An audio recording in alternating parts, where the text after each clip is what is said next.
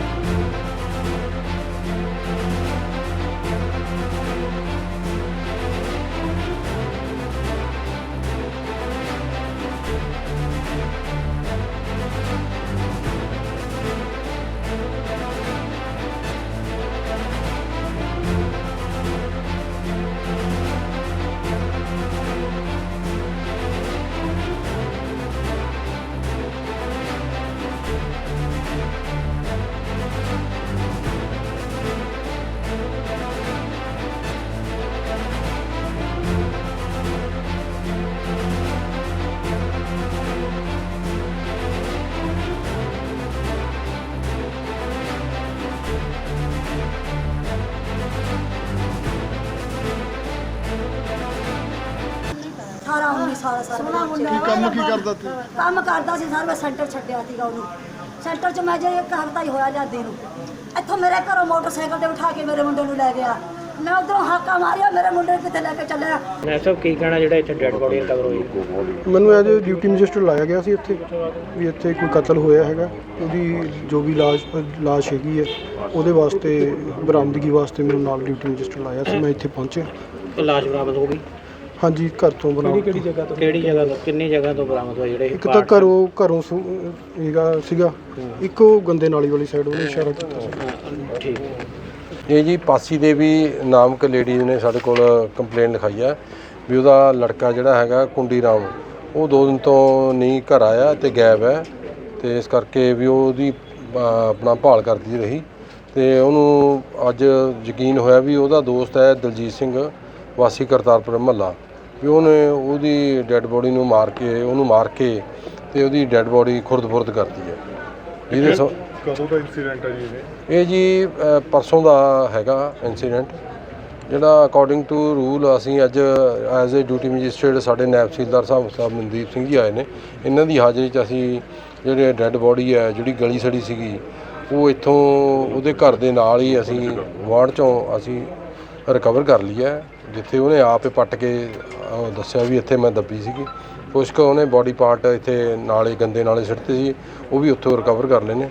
ਤੇ ਅਸੀਂ ਹੁਣ ਤਫਤੀਸ਼ ਕਰ ਰਹੇ ਹਾਂ ਵੀ ਇਹ 'ਚ ਕੀ ਵਜ੍ਹਾ ਕੀ ਆ ਉਹਨੂੰ। ਨਸ਼ੇ ਦੇ ਆਦੀ ਸੀ? ਨਸ਼ੇ ਦਾ ਵੀ ਹੈਗਾ ਜੀ, ਸ਼ੱਕ ਵੀ ਨਸ਼ੇ ਦਾ ਵੀ ਸੀਗਾ। ਸਭ ਪਤਾ ਲੱਗਿਆ ਸੀਗਾ ਵੀ ਕੋਈ ਇੱਧਰੋਂ ਬਾਗੜੀਆਂ ਸਾਈਡ ਤੋਂ ਕਿਤੋਂ ਨਸ਼ੇ ਦਾ ਸੇਵਨ ਕਰਕੇ ਆਏ ਸੀਗੇ।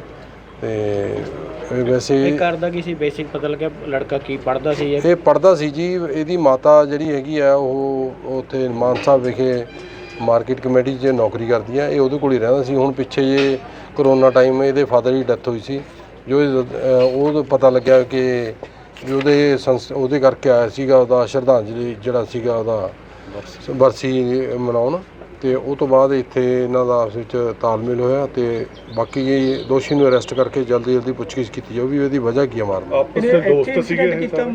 ਮਾਰਿਆ ਇੱਥੇ ਆਏ ਨੇ ਦੋਸਤ ਨੇ ਜੀ ਮਾਰਿਆ ਜੀ, ਇੱਥੇ ਘਰੇ ਬੈਠੇ ਸੀਗੇ, ਇੱਥੇ ਮਾਰਿਆ। ਕੋਈ ਫੁੱਕਣ ਫੱਕਣ ਦੀ ਕੋਸ਼ਿਸ਼ ਕੀਤੀ? ਤੰਦੂਰ ਵਿੱਚ ਵੀ ਜਾਲੀ ਹੈ ਲਾਸ਼? ਹਾਂ ਜੀ, ਤੰਦੂਰ ਵਿੱਚ ਜਾਲੀ ਹੈ ਜੀ। ਅਸੀਂ ਸਾਰਾ ਕੁਝ ਰਿਕਵਰ ਕਰ ਲਿਆ ਹੈਗਾ, ਤੰਦੂਰ ਵੀ ਕਰ ਲਿਆ। ਜਦੋਂ ਬੋਡੀ 2 ਜਲੀ ਨਹੀਂ, ਫਿਰ ਇਸ ਨੇ ਤਾਂ ਜਿਹੜਾ ਹੈਗਾ ਖੁਰਦ ਕਰਨ ਦੀ ਕੋਸ਼ਿਸ਼ ਕੀਤੀ ਹੈ ਬੋਡੀ। ਉਹਦੀ ਪੁੱਛਗਿੱਛ ਅੱਗੇ ਆਊਗਾ ਹੀ ਸਾਹਮਣੇ, ਅਸੀਂ ਪੁੱਛਗਿੱਛ ਕਰਾਂਗੇ ਦੋਸ਼ੀ ਨੂੰ ਅਰੈਸਟ ਕਰਕੇ। ਬੋਡੀ ਪੂਰੀ ਰਿਕਵਰ ਹੋ ਗਈ? ਬੋਡੀ ਹੋ ਗਈ ਹੈ ਜੀ, ਉਹਦੇ ਕੁਛ ਕੁ ਪਾਰਟ ਹੋ ਗਏ ਨੇ, ਕੁਛ ਕੁ ਜਲ ਗਏ ਨੇ। ਕਿਹੜੀ ਧਾਰਾ ਦੇ ਤਹਿਤ ਹੁਣ ਜਿਹੜਾ ਅਸੀਂ 302 201 120 ਚ ਪਰਚਾ ਦਿੱਤਾ। ਦੇਖਦੇ ਹਾਂ ਵੀ ਹੋਰ ਇਹਨਾਂ ਕਿਹੜੇ ਸਾਥੀ ਸੀਗਾ, ਉਹ ਅਸੀਂ ਤਫਤੀਸ਼ ਕਰਾਂਗੇ। ਇੱਕ ਤੋਂ ਵੱਧ ਹੋ ਸਕਦੇ ਆ ਬੰਦੇ ਸ਼ੱਕ? ਹੋ ਸਕਦਾ ਜੀ, ਹੋ ਸਕਦਾ ਵੀ ਹੋਰ ਵੀ ਹੋਣ ਬੰਦੇ।